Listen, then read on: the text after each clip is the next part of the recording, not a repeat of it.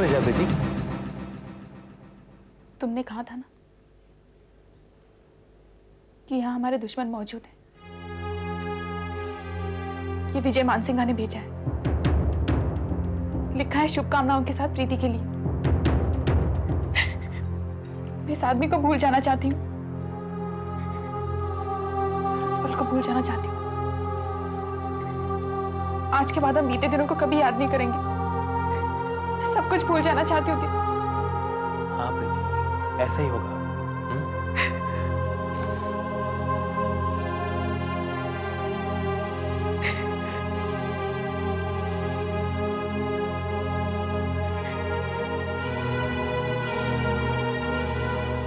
सुभाष पहले राजी हो गया था, लेकिन अब उसने फिर से अपना इरादा बदल दिया है। कहता है कि इतने जल्दी नए घर में नहीं जाएंगे हम। क्या प्रॉब्लम है सुभाष? तुम बार बार अपना इरादा क्यों बदलते रहते हो? जब रूमा की डैडी तुम्हें घर खरीद कर देने के लिए तैयार हो गए तो फिर प्रॉब्लम क्या है? आप तो जानते हैं कि मॉरिशस में इस बात को लेकर कितना बड़ा झगड़ा हुआ था। शादी टूटने की नौबत भी आ गई थी। बाबूजी के गुस्से से मुझे बहुत डर लगता है। ये बात जानकर वो बहुत नाराज होंगे। तुम छोटे बच्चे नहीं हो सुभाष। कब तक अपने पापा की गोद में बैठे रहोगे? सब स्टूपिड चीजें सिर्फ इस मुल्क में होती हैं। बाहर के देशों में जाके देखो, बच्चे जवान होते नहीं है तो घर छोड़ के चले जाते हैं, और माँ बाप भी उन्हें रोकते नहीं है क्योंकि वो भी यही चाहते हैं। वहाँ ऐसा होता होगा, यहाँ पर नहीं होता। यहाँ पे ऐसा होता है क्योंकि इस देश के लोग बीते हुए कल में जीना चाहते हैं, पुराने रिवाजों के साथ चिपके रहना चाहते हैं। अगर तुम्हारे बाबूजी मान गए तब तो तुम जाओगे ना? तब क्यों नहीं जाऊंगा वहां से? लेकिन मैं जानता हूं कि... लेकिन क्या? तुम जानते हो कि बाबूजी नहीं मानेंगे। अगर रूमा के डैडी ने उन्हें मना लिया तो? आप बात कीजिए उनसे। ठीक है, तुम लोग घर जाओ। मैं इनसे कहती हूँ, वो खुद चौधरी साहब से बात करेंगे। अब तो तुम अपना इरादा नहीं बदलोगे ना? नहीं।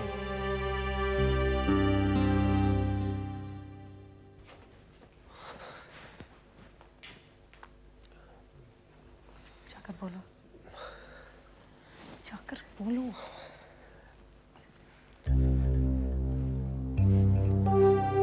माँ, माँ, क्या बात है? माँ हम लोग नए घर का फर्नीचर आ गया है माँ।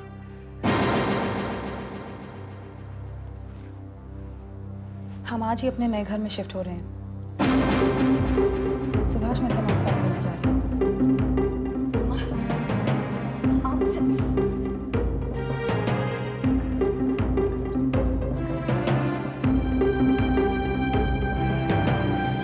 सुभाष, तो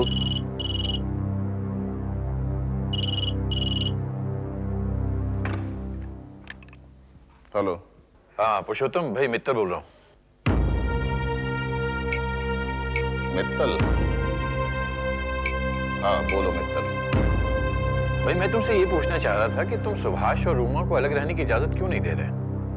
क्या एतराज है तुम्हें? मुझे कोई एतराज नहीं है मित्तल। उनकी मर्जी है, जहां जाना चाहें जाएं। ऐसी बात मत करो पुरुषोत्तम, तुम्हारी भी मर्जी होनी चाहिए। बच्चे अगर अलग घर बसाना चाहते हैं तो जाने दो उन्हें। बांध के क्यों रखना चाहते हो उन्हें? मैं किसी को बांध कर नहीं रखना चाहता मित्तल। मैं सिर्फ ये चाहता हूं कि सब लोग इकट्ठे रहें। आजकल हर जगह यही आलम है कि परिवार टूटते चले जा रहे हैं। माँ बाप से बच्चे अलग हो जाते हैं। एक भाई दूसरे भाई की शक्ल नहीं देखना चाहता। अजीब है। और ये बकवास है कि दूर रहने से मोहब्बत बढ़ती है। मैं तो ये कहता हूं कि नजरों से दूर तो दिल से भी दूर। हमारे बुजुर्ग ना समझ नहीं थे जो एक ही घर में इकट्ठे रहा करते थे। पीढ़ी दर पीढ़ी ये परंपरा चली थी। वो जमाने बीत चुके हैं पुरुषोत्तम, वो वक्त बीत चुका है। आजकल के बच्चे अलग ढंग से सोचते हैं, वर्तमान में जीते हैं, पुरानी रिवायतों से आजादी चाहते हैं वो। और अगर हम और तुम उन्हें रोकते हैं तो ये गलत बात है। तो तुमने इनकी वकालत करने का फैसला कर लिया है? मैं वकालत नहीं कर रहा हूं पुरुषोत्तम, तुम्हें समझाने की कोशिश कर रहा हूं। मैं समझ गया मित्तल।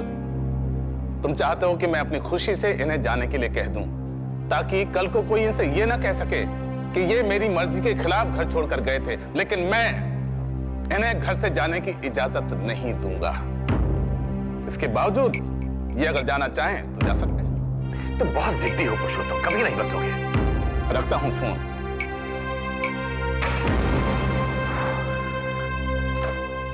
सुभाष अपने मर्जी से यहाँ से नहीं जा रहा है, तुम जिद करके उसे यहाँ से ले जा रही हो। कोई किसी के ऊपर जबरदस्ती नहीं कर सकता माँ जी, वो अपनी मर्जी से यहाँ से जा रहा है। देखो, इस घर से जाने के बाद ना सुभाष खुश रह पाएगा ना हम खुश रह पाएंगे। रुमा, तुम अपना फैसला बदल नहीं सकती। तुम दोनों हमारे साथ इस घर में नहीं रह सकते। नहीं रह सकते, और अब आप हमसे कुछ मत कहिए। नहीं कहूंगी, कुछ नहीं कहूंगी। तुम्हारे बाबूजी अगर कुछ कहने लगेंगे तो उन्हें भी मना कर दूंगी। मेरी बात मानो रुमा। देखो, तुम्हें जैसा रहना है वैसा इस घर में रह सकती हो, लेकिन बेटा अपना घर छोड़कर मत जाओ। यहाँ से जाना मुझे भी कुछ अच्छा नहीं लग रहा है माँ जी, और आपका रोना ये भी बुरा लग रहा है मुझे, लेकिन इसी में हम सबकी भलाई है। यहाँ रहकर झगड़ने से तो अच्छा है कि हम अलग रहें, लेकिन प्यार और मोहब्बत से रहें।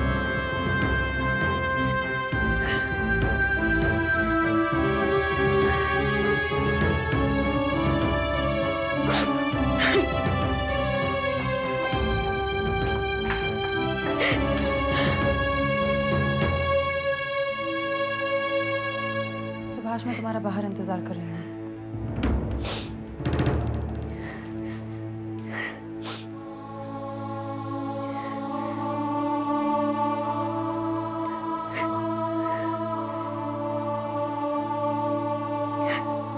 सुखी रहो, जहां भी रहो, खुश रहो।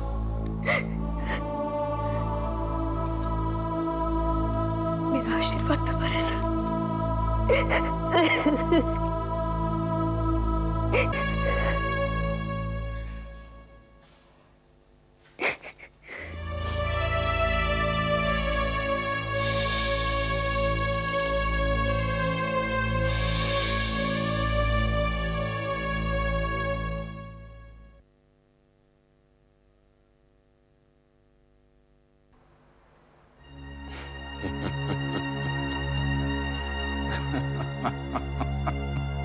क्या बात है?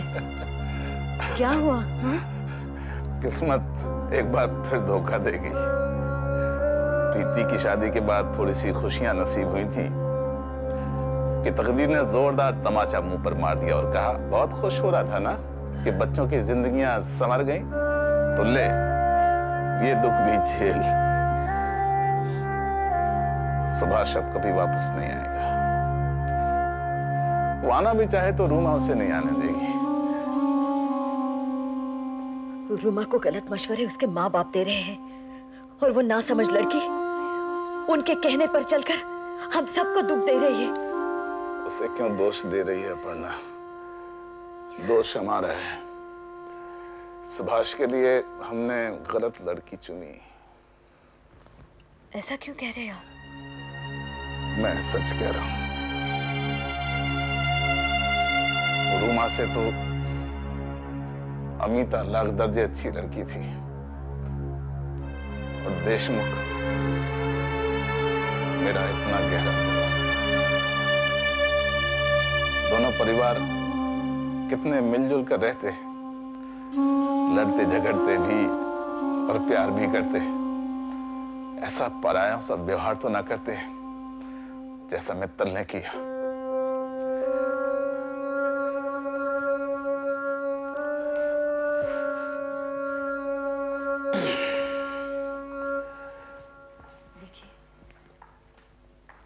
आप उदास मत होइए और अपने आप को दोषी मत ठहराइए। आपने जो भी कुछ किया है हम सबके भलाई के लिए किया है। आपने कभी किसी का बुरा तो नहीं चाहा ना? हाँ, सब मन को तसल्ली देने वाली बातें हैं अपर्णा। इंसान को अपने कर्मों की सजा तो भुगतनी पड़ती है। मैं भी भुगत रहा हूं, मेरा परिवार भी भुगत रहा है, और इसका जिम्मेवार मैं हूं। हमारी वजह से हर कोई। क्या हुआ? हाँ? क्या हो रहा है आपको? क्या हो रहा है? मुझे बताइए ना, क्या हो रहा है? हाँ? बहुत दर्द हो रहा है। हाँ? अब बेटी, मैं किसी को बुलाती हूँ। अरे राधे, क्या हुआ? जल्दी आइए। बाबूजी की तबीयत खराब हो गई। डॉक्टर को फोन लगा। मुझे बताइए क्या हो रहा है? हाँ। राधे, डॉक्टर को फोन लगा जल्दी।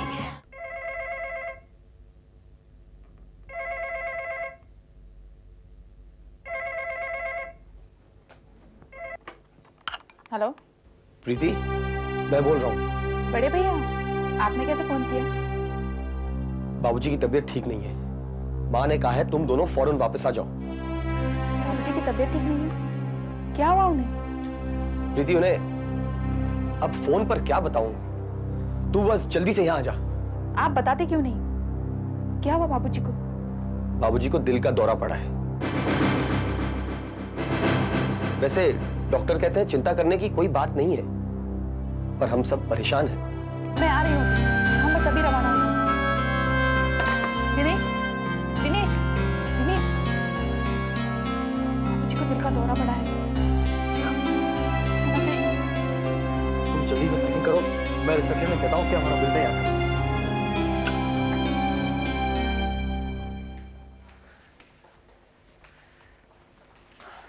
हमारा बिल तैयार है, we are checking out. One moment sir. Sir, आपके बिल की पेमेंट तो ऑलरेडी हो चुकी है।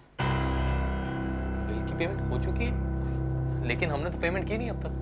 सर, मिस्टर विजय मानसिंघा ने आपकी पेमेंट कर दी है।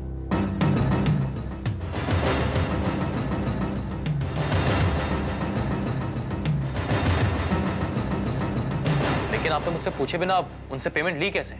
सर, उन्होंने कहा वो आपको शादी के तोहफे के तौर पर देना चाहते हैं सर। आप उनके रुपए उन्हें लौटा दीजिए, हमारे बिल की पेमेंट हम खुद करेंगे। Okay sir.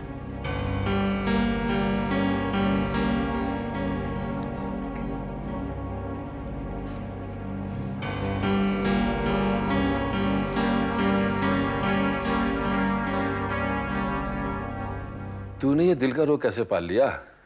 मैं तो समझता था कि तू बहुत ही मजबूत दिल का है, अ स्ट्रॉन्ग हार्टेड मैन। हाँ, साफ साफ क्यों नहीं कहता, सख्त दिल का आदमी हूं। नहीं, मैं ऐसा नहीं कह सकता, क्योंकि तू जैसा नजर आता है वैसा है नहीं। जो इंसान अपने परिवार को प्यार करता हो, अपने दोस्त से प्यार करता हो, जिसकी आंखें आंसुओं से भीग जाए, वो सख्त दिल का हो ही नहीं सकता। चौधरी जी, हमें आपकी बहुत फिक्र हो गई थी। आप प्लीज अपना ख्याल रखा कीजिए। मुझे अपना ख्याल रखने की क्या जरूरत है? मेरा ख्याल रखने के लिए तुम सब जो हो। चाचा, ऐसी बात नहीं है। आपका सबसे ज्यादा ख्याल और आपकी चिंता चाची करती है। हाँ, ये तो बहुत ख्याल रखती है मेरा, बिस्तर से उठने नहीं देती है। क्यों? यहां से उठकर गद्दी पे जाने का इरादा है क्या? चौधरी, तू भी कमाल करता है यार। भाभी, इसे बिस्तर से उठने मत दीजिएगा। ये अपनी सेहत के बारे में बहुत लापरवाही करता है, और इस बार तेरी लापरवाही बिल्कुल नहीं चलेगी। बाबूजी। अरे क्यों इतना हड़बड़ा रहा है? क्या हुआ? मित्तल अंकल आए हैं। मित्तल है? हाँ, तू कहाँ जा रहा है? बैठ। अरे उसे अंदर भेज दो। हाँ।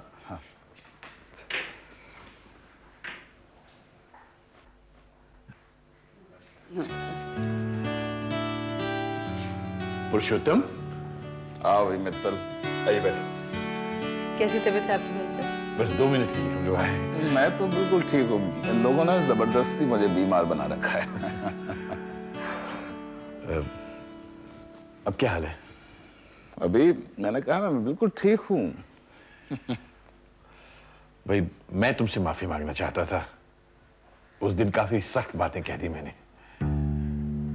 दरअसल हम लोगों के सोचने का ढंग बिल्कुल अलग अलग है। फिर भी तुमसे गलत बात कहने का मुझे कोई हक नहीं है। तुम ये तो नहीं सोच रहे दिल का दौरा मुझे उसी वजह से पड़ा था? नहीं भाई मित्तल, नहीं, मैं इतने कमजोर दिल का आदमी नहीं हूँ। अरे भाई, खड़ी यूं ही देखती रहोगी, चाय नाश्ते का इंतजाम नहीं करोगी?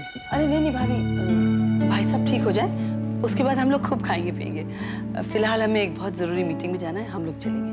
मैं फिर आऊंगा। हाँ हाँ। अच्छा। नमस्ते। अपना ख्याल रखिए। जी। नमस्कार।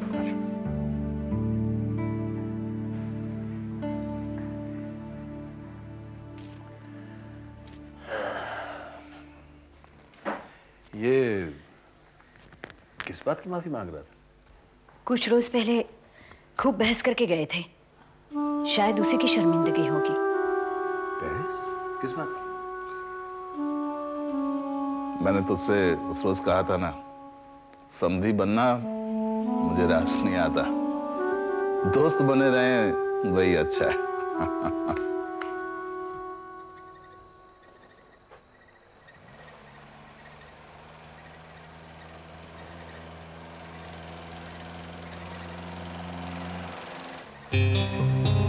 दिनेश, तुम गाड़ी बहुत तेज चला रहे हो। जब से फोन आया है तब से बाबूजी के लिए बहुत फिक्र होती है।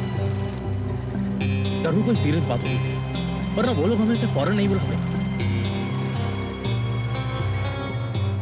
दिनेश प्लीज गाड़ी धीरे चलाओ, 2-4 मिनट अगर लेट भी हो जाएंगे तो कुछ फर्क नहीं पड़ेगा।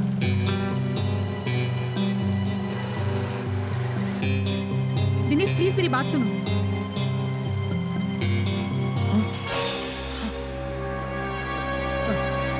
दिनेश! दिनेश! दिनेश!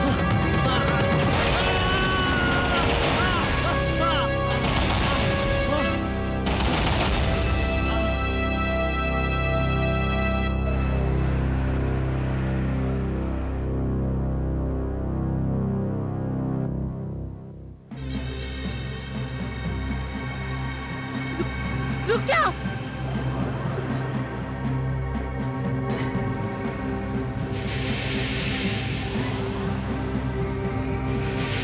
दिनेश! दिनेश!